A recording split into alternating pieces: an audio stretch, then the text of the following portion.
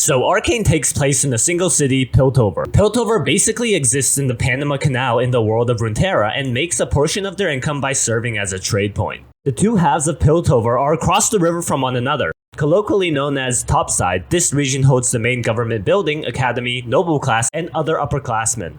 Piltover's esteemed academy represents the true values of the city, innovation and progress, as top scientists and researchers tinker with all sorts of gadgetry to keep the city moving forward. As for the other half, dubbed the Undercity, the main industry is mining in the fissures. The fissures is the center of the Undercity, with many people facing health issues due to toxic gases and chemicals. In fact, the most populated part of the Undercity is within the fissures, with buildings lining the caverns shabbily built on top of each other, seemingly like an act of desperation. These people are poor, crime is frequent, and the people are restless. Piltover is ruled by an oligarchy known as the Council, the head of which is one of the original founders of the city and a member of the immortal race known as Yordles. As for the Undercity, they have their own sort of society even though they are under the Council.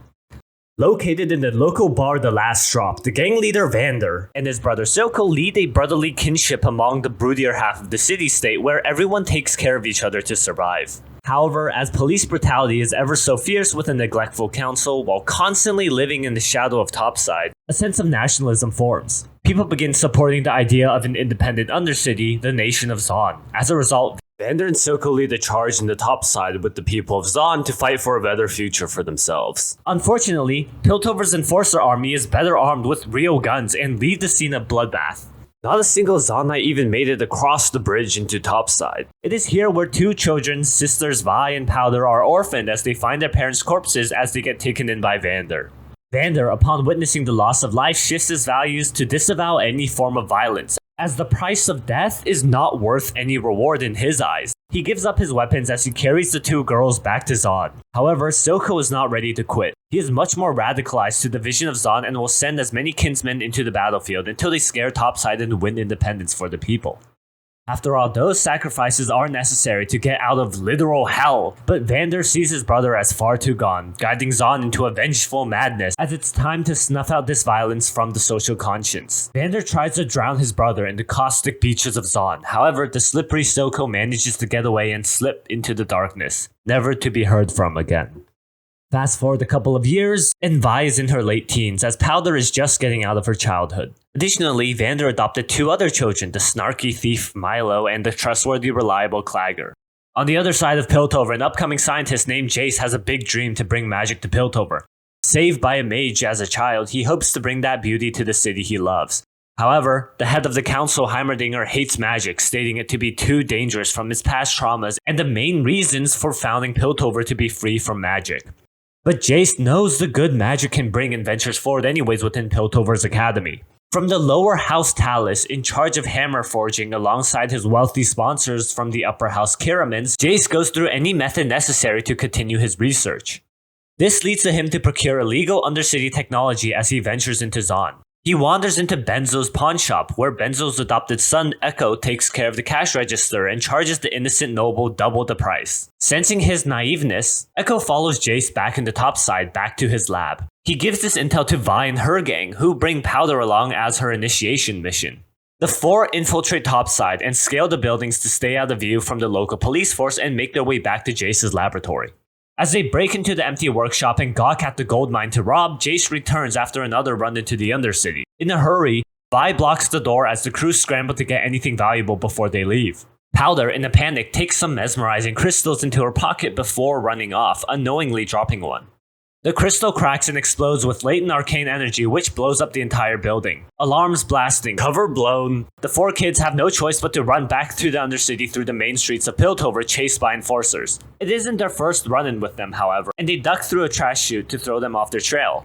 As the kids make their way back home, they get stopped by another gang of boys trying to steal their bag of stolen goods. A scuffle erupts as the older kids jump into the fray while Powder guards their loot bag. However, one of the boys starts chasing her as Powder tries to evade him. Stuck at a dead end, Powder tries using her invention in a desperate plea of self-defense, but it ultimately fails. As the boy inches closer, she decides to throw the bag into the harbor and run back to her family. As Vi's gang ultimately came out on top just to find out Powder's blunder, They all grumble as their whole day resulted in nothing. Milo gives Powder an especially hard time about her failures and about how she jinxes every mission they do. Word of the botched robbery and ensuing explosion becomes the talk of the town. As the kids retreat back into their basement bedroom, Vander comes to lecture them. He talks about the importance of staying out of Topside and maintaining the peace, while Vi talks back saying how he has been too comfortable eating the shit Topside throws off the table. The two get into an argument, but the parents always win, as Vander tells the kids to dispose of any evidence so they won't get in trouble. Luckily, Powder took care of that already. Frustrated with his children's stupidity, Vander goes over to his close friend Benzo for some advice. As they talk, the head sheriff enters the room and talks to Vander about the incident. It turns out that Vander and the sheriff have a deal to keep the Undercity's crimes out of Topside in exchange for decreased police presence in the lanes. Secret to the rest of Undercity until Echo catches the two conversing. As for Vi, she notices her sister feeling incredibly down for her failure, so Vi gives her sister a pep talk about how Powder's unique traits of inventiveness is her strength, and how she should keep pursuing her gadgetry. Powder realizes that a couple magic crystals are still in her pouch, that the heist wasn't for nothing, and the two agree to keep that a secret. Going over to Jace, the police investigate his blown-up laboratory to find a lot of illegal machines, unauthorized research, and dangerous materials. Arrested and thrown into a prison cell awaiting trial, he gets visited by the dean of the academy, Jace's mentor, Professor Heimerdinger, who reminds him about the dangers of magic and the importance of owning up to his mistakes to the council. However, another counselor, the shrewd Mel Medarda, catches wind of Jace's alleged crimes and shows an interest in him. During the trial, she eggs him on about the nature of his research and perhaps its insignificance. This causes Jace to break as he announces to the whole chamber his intentions of discovering magic.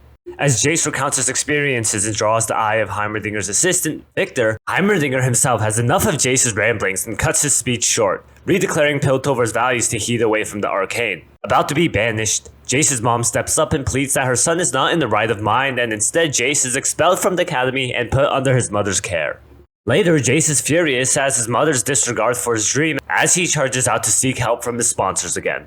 However, disillusioned with his potential, they reject him and force their daughter Caitlin to stop being friends with him. Losing out hope for his dream, Jace sees no purpose in life as he stumbles back to his exploded workshop about to take the plunge. But he is stopped by Victor, who was inspired by Jace's words and stole his research notebook back from Heimerdinger's room. Reading Jace's work, Victor tells him about how his dream of magic has a lot of potential and tells him not to give up, as Victor himself was a cripple from the Undercity facing discrimination wherever he went. And he joins Jace to pioneer the development of magic no matter what it takes. As for the council, they find the Undercity recent stunt as a terror attack, striking fear into Topsiders' hearts. They demand the Sheriff Grayson to crack down on Zahn and find the culprits to make them an example. Grayson takes an empathetic stand with Zahn, but her protege Marcus despises all crime and begins pressuring the lanes. With enforcers marching through every crevice of the Undercity, interrogating and beating suspicious folks in their path, the Undercity grows restless, demanding Vander to take back the lanes. Vander, wanting to protect his children and keep the peace, assures everyone that this will blow over. However, Silco just came crawling out of the darkness. Partner with the defamed Piltover scientist Singe, the two hide in the shadows. Silco was the one who ordered the gang of boys to attack Vi to get to Vander and had Singe develop a drug that would give Zahn the edge in battle, still yearning for an independent Zahn.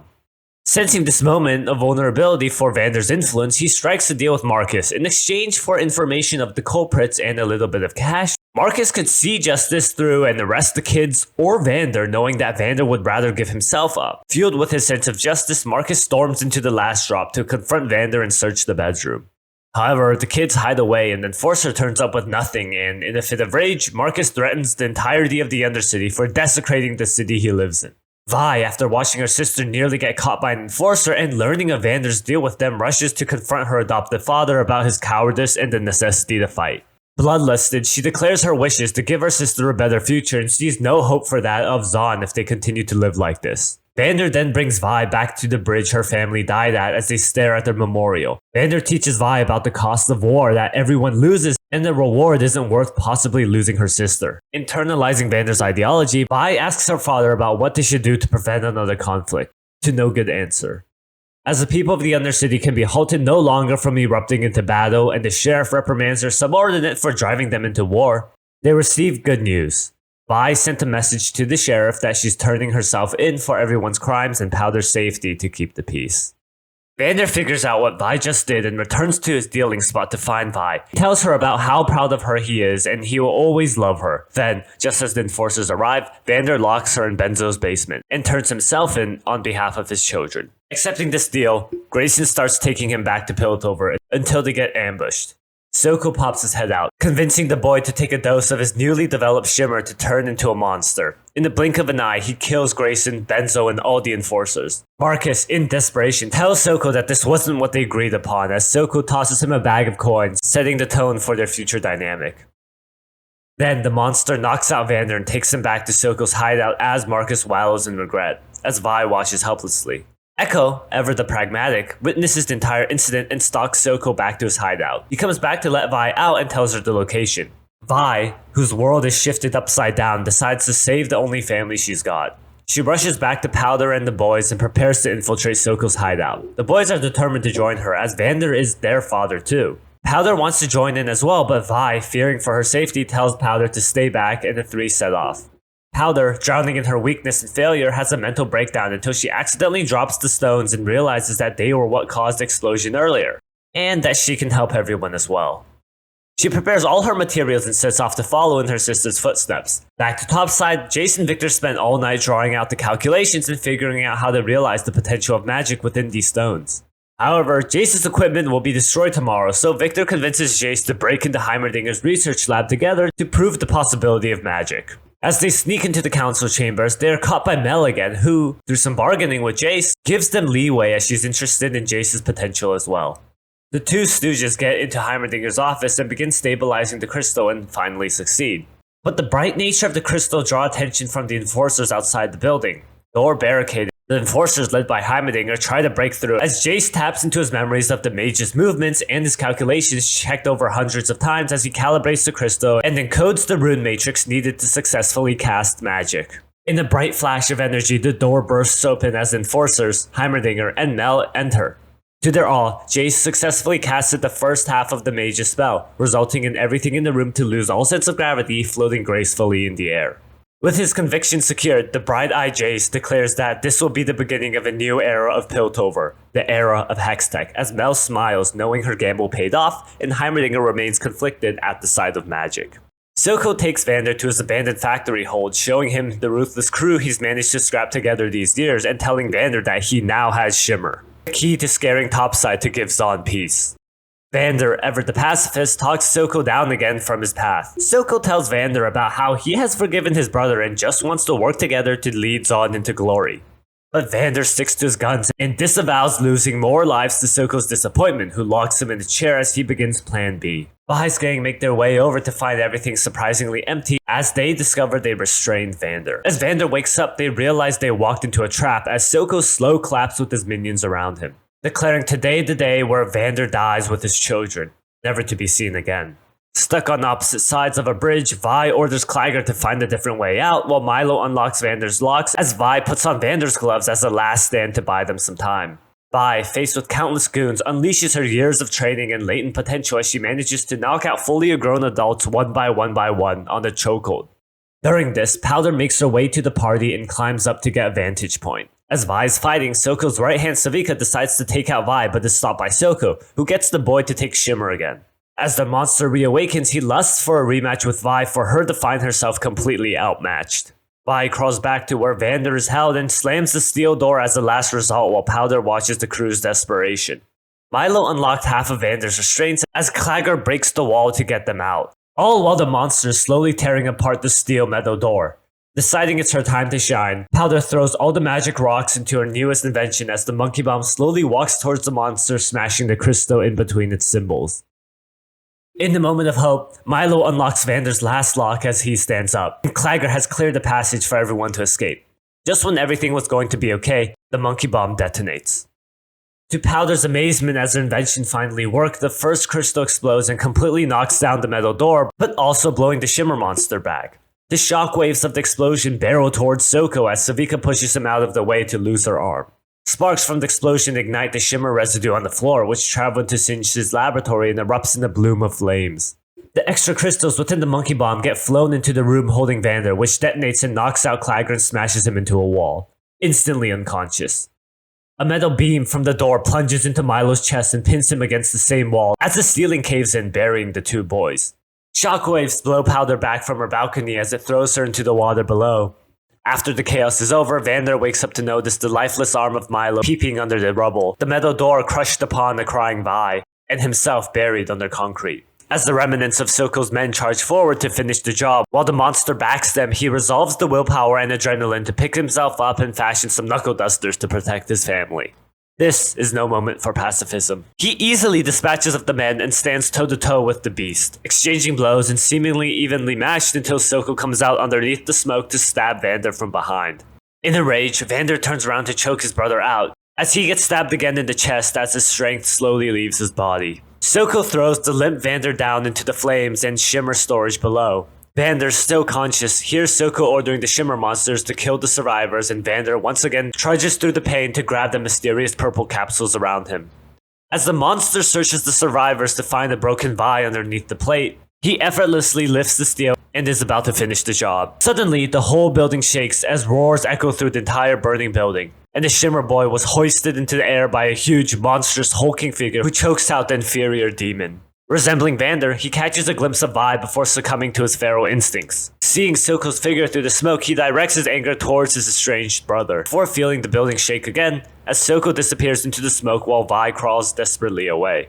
Vander is forced at a choice of revenge or protecting. The father Vander doesn't hesitate as he grabs Vi and charges straight through the wall as the entire building explodes into flames behind him.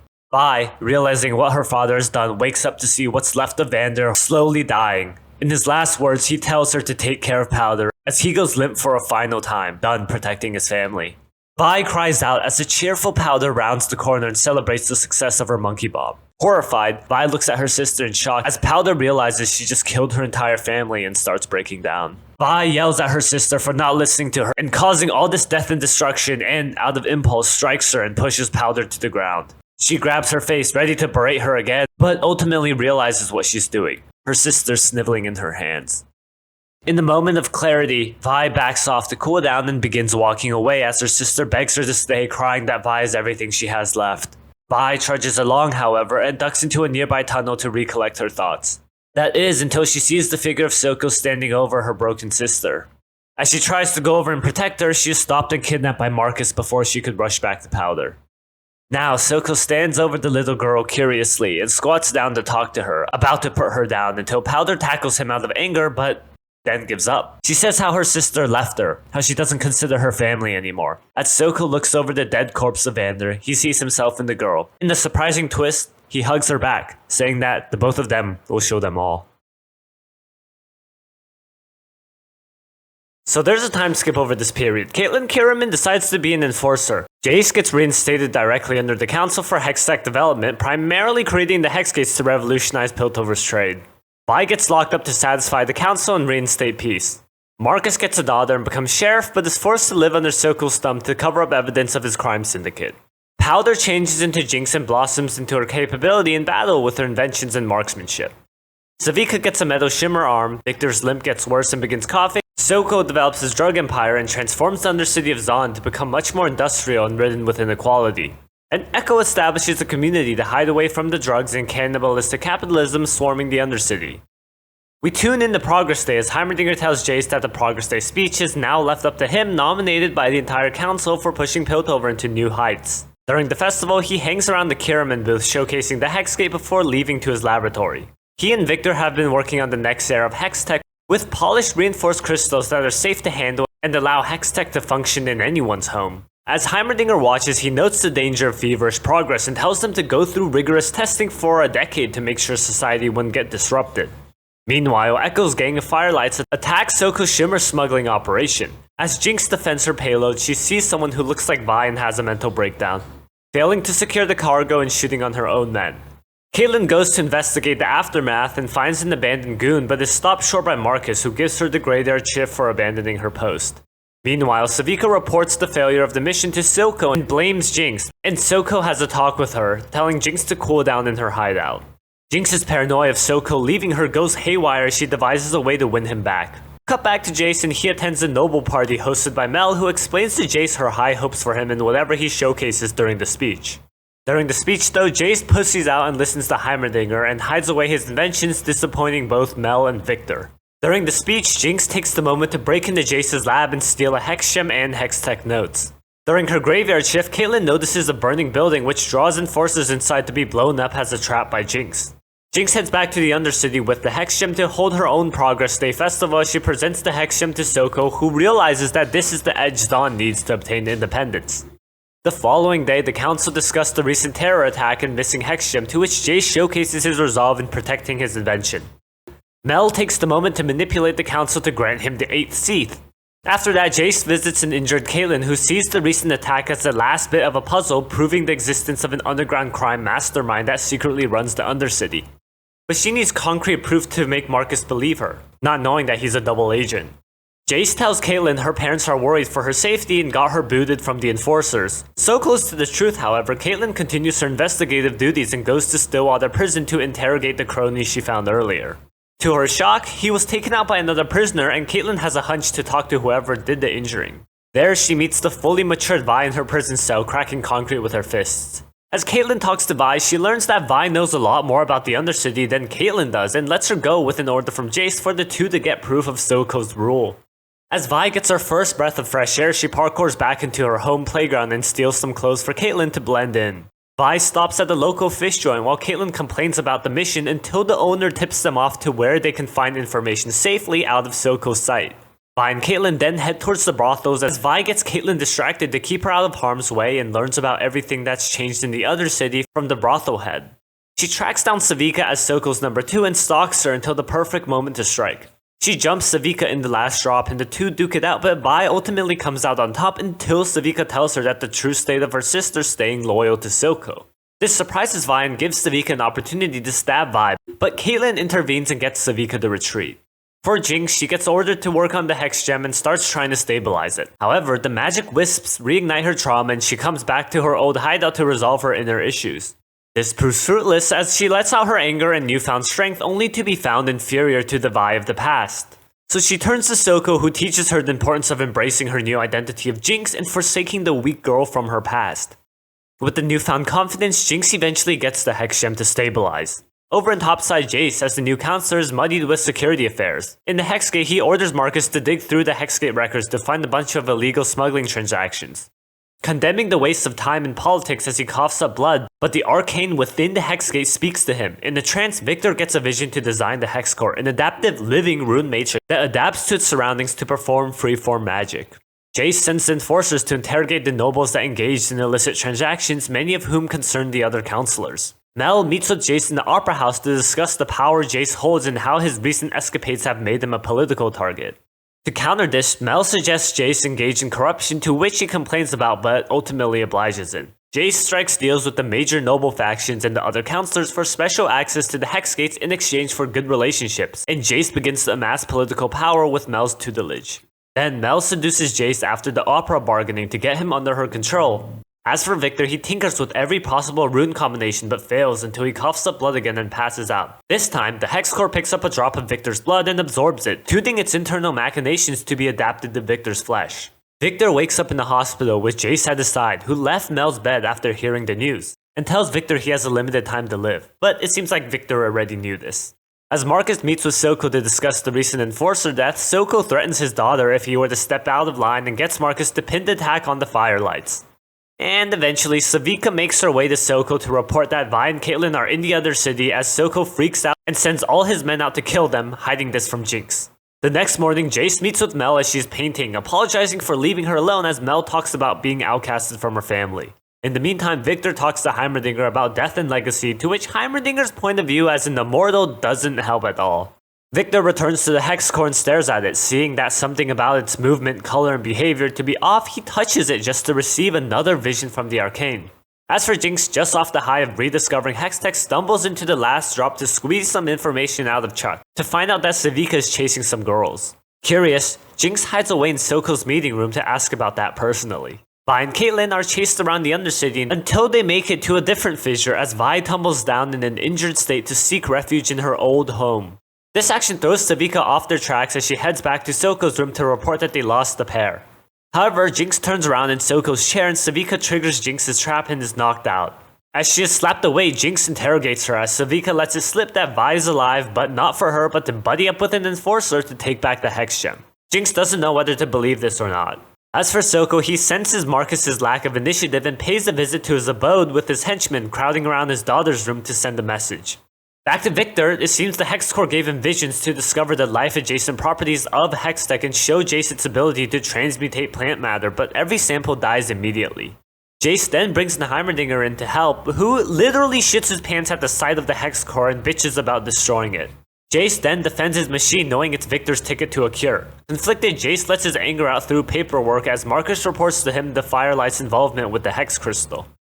This makes Jace further restrict trade for security and shuts down all borders between the Undercity and Topside at the ploy of squeezing the Undercity thin. Immediately after, the council hold a meeting where Heimerdinger blabs about everyone turning against each other. Then Jace, spiteful from Heimerdinger's halting of progress, neglect of the Undercity, failure for action, and most importantly wanting to get rid of the Hex Core, pushes his newfound influence among the councillors to remove Heimerdinger from the council as Jace begins taking full control of Piltover's government. Now Victor, seeking advice and direction, seeks out his old mentor Singed. Understanding the necessity of throwing away morals for progress, Victor is comfortable doing anything to prolong his life. Down in the lanes, Vi struggles with her stab wound and refuses Caitlyn's treatment. As Caitlyn exits the shack, she is greeted by an old friend of Vander, now a Shimmer junkie, who takes her to the local herbalist in which Caitlyn exchanges her gun for medicine. After taking the vial back to Vi and treating her, they get on their way out of Zon but are met with Soko right outside, finally finding them. Soko gives Shimmer vials to the local addicts and they morph into monsters ready to serve their master. While they charge at the two, Vi knocks down the main tower which conveniently collapses on Soko's entire crew before the two make their daring escape. At this exact moment, Jinx decides to call out to her sister, giving her a chance and unleashes the flare Vi gave her years prior. Luckily, Vi sees the signal atop the hill and scales it effortlessly as the two sisters reunite after a decade. Everything is going smoothly with both of them apologizing until Caitlyn enters the fray, triggering Jinx's paranoia. Then the Firelights attack, sensing a moment of weakness to steal the Hex Gem, and Vi sees how time has changed her sister after all these years. Things get messy and everything ends with the Firelights kidnapping Vi, Caitlyn, and taking the Hex Gem as Jinx is left without a sister or hope to win back Soko. Vi wakes up meeting the Firelight leader, who reveals himself to be Echo. Angry at first but then forgiving her old friend, Echo takes Vi outside to show her his Firelight community. The two talk about loss and regret and Echo tries telling Vi that her sister is gone, but Vi doesn't believe him. Echo then later releases Caitlyn and the two discuss what to do with the Hex Gem. Echo wants to use it to take down Soko while Caitlyn reinforces the idea of healing the city and returning it back to Piltover. Perhaps with Caitlyn's help and influence, the council will finally know about Soko and do something about him. Hopeful, the three decide to head back to Piltover. Victor converses with Singed about the nature of subjects as Singed advises Victor to take Shimmer and help his experimentation go along. Victor smuggles the sample in his cane but is arrested at the newly set up border checkpoint. Jace, following Heimerdinger's expulsion, returns to his forge, making time pass along as his mind worsens in confliction until Mel reaffirms his influence to guide Piltover. Then, called to the border with an arrested Victor, Jace accidentally lets some racist remarks slip, which kind of piss off Victor. Later, Jace gets with Mel and Victor as Mel tries to convince Jace the necessity to develop Hextech weaponry. Victor, gawking at such an idea, reminds Jace about the original intent of founding Hextech, but Mel elaborates on how they have no choice and needed to defend themselves in the worst case scenario. And so Jace weighs on his mind whether or not to pursue weapon development. As with Victor, he takes the Shimmer and inscribes runes onto himself as he feeds the Hextech more of his flesh. The Hex Core warps around Victor's cells to fuse with the Shimmer particles to create new Hex cells within his body. Now, with the border under tight scrutiny, the Chem Barons begin losing their faith in Soko and start pressuring him to give back the gemstone and rely less on Jinx. But Soko quickly teaches them why he's the leader of the Undercity. Speaking of Jinx, she found out Soko was keeping Vi's existence hidden from her and attacked Soko in the chamber, stabbing him repeatedly with his medicine injector, but Soko elaborates on the notion that Vi is not back for her and that the two only have each other to move forward, convincing Jinx into service again. Now Jinx waits at the bridge for the perfect moment to destroy the Enforcer blockade and to clear a path for trade again. Unfortunately, this was the exact moment that Echo, Caitlyn, and Vi start crossing. Vi at first leaves the group to go back into Zon to look for her sister, and Echo and Caitlyn charge forward as they are arrested and held at gunpoint by Marcus. Marcus shoots Echo immediately and struggles to shoot Caitlyn, empathizing with her eye of justice within her that Marcus used to have himself. Hearing the gunshot, Vi starts running back to the group as firelights gather around the soon-to-be battlefield. But those aren't firelights, they're explosive butterflies rigged by Jinx, which eradicate every single enforcer present. In the aftermath, an injured Caitlyn struggles to get up with a torn leg as Jinx retrieves the Hex Gem and finishes off any survivors. Vi makes her way to Caitlyn and helps her up, only to be caught by Jinx. Jinx, heeding her father's warning, shoots at them, but Echo, wearing body armor, gets up and charges straight at Jinx. He deflects the barrage of bullets with his hoverboard, which gets ultimately damaged, but not before he closes in on Jinx and takes back the container holding the gemstone. He hands the case to Caitlyn and Vi, telling them to go to Piltover as he stalls Jinx here. The two face off as Echo challenges Jinx to a game they played frequently in the past, to which Jinx obliges. Echo, ever the planner, dodges all her bullets and gets in melee range again, beating Jinx into the ground. But he catches a glimpse of the lost powder and struggles to finish the job as Jinx detonates a grenade as a last resort, blowing the both of them up. Sounds of the explosion bring enforcers to rush over to the scene. Somehow Soko got there first and found the injured Jinx, noticing she slipped the Hex Gem out of the container, and he rushes her to Singe for surgery. Vi watches helplessly after getting Caitlyn to safety, afraid to blow her cover. Echo got out immediately and ducked under the bridge with a broken leg. The next morning, Jace surveys the scene and sees the corpses of Marcus and the enforcers and internalizes the danger an unchecked Undercity could do, while Mel remembers the teachings of her mother, being a fox and a wolf. Vi eventually brings Caitlyn back to her bedroom, whose parents walk in. Caitlyn asks her mom to arrange a meeting with the council, since Caitlyn now finally pieced together how the Undercity is running organized crime and what the ringleader's motivations are. After that, she returns to the bedroom and joins Vi for some heartfelt conversation. In Singe's surgery room, he puts Soko under so he doesn't have to watch his daughter be in pain. During the surgery, Singe injects large amounts of shimmer into Jinx to keep her alive as she screams in pain and hallucinates Caitlyn torturing her and getting killed by her sister, further driving in her psychosis. Finn takes advantage of Soko's absence to sweet-talk Savika to join him in overthrowing Soko on the basis that Soko doesn't respect Savika's work. Meanwhile, Heimerdinger ventures into Zon to discover the absolute state it's in and observes the latent crime and poverty, unable to help. On his way back, he meets Echo under the bridge and helps him make his way back. Now, Mel's mother and Bessa makes her way into Piltover with a large Noxan army and tells Mel that Piltover is beginning to look weak and she needs to get Zon under control. Mel gets angry about her mother pushing her values, but she tells Mel that her brother was recently killed in an ongoing conflict in Noxus and Hextech weaponry is needed to protect them all. And Bessa later takes a plunge in the hot springs and calls over Jace to egg him towards militarism by exemplifying the dangers of blind trust and unpreparedness. Finally, Caitlyn and Vi present to the council, declaring the need for action to take down Silco and his influence from pushing Piltover into another civil war. But Mel and the other counselors are hesitant to act, and whose mistrust of Zonites alienate Vi as she storms out of the building. Caitlyn chases after her, but Vi realizes that Piltover and Zon, her and Caitlyn, are not meant to be as they basically break up and Vi sets off to do her own thing. Caitlyn returns back to her fancy mansion and recollects the day's events about what could have gone differently until she notices something's off as Jinx insignia is drawn outside her window as the purple-dyed diva appears behind, ready to kidnap her. Vi, after noticing Jace's restlessness during the council meeting, meets with him and offers him a deal for both of them to hit Silco where it really hurts. Jace agrees and Vi gets new weapons for her, charge into Zon to undermine Soko's influence and bring back her sister. The two break into a shimmer factory and fight off chem tanks, but Jace accidentally kills a child in the crossfire. This makes Jace have the Vander revelation that the ends don't justify the means. Jace wants to give up this method of directly attacking Silco, but Vi wants to continue, so the two have a falling out. Mel hears about what Jace has been up to and confronts her mother about manipulating Jace, but Mbessa tells again how she loves Mel and wants her to be safe and that she needs Hextech weapons. Mel contemplates what she should do about the state of Zon. Afterwards, Soko visits the state of the factory as the child killed turned out to be a Chem Baron's son, and tension grows among Zon's syndicate. After that, the Chem Barons and Savika gather in Soko's meeting room to overthrow him, but Soko places his trust in Savika as she shows her loyalty by killing the ringleader. Now, Victor continues transmutating his cells to the point of reconstructing his entire leg, which actually allows him to run for the first time in his life.